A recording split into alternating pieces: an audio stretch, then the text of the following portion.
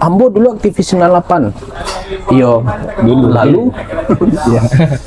lalu Baa kalau aktivis 98 lalu Baa. Hebat abang gara-gara abang aktivis 98. Iya.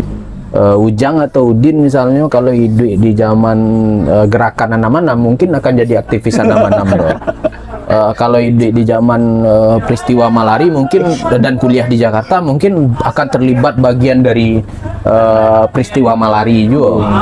Kalau hidup di 98 mungkin akan jadi aktivis 98 loh. Jadi Jan pernah membanding-bandingkan diri. Ambo dulu aktivis 98. Iyo, Dulu. lalu Iya.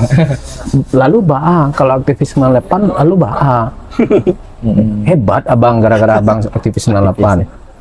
Iya. Tuh banyak kok yang dulunya aktivis kini jadi dalam tanda kutip penjilat kekuasaan kan.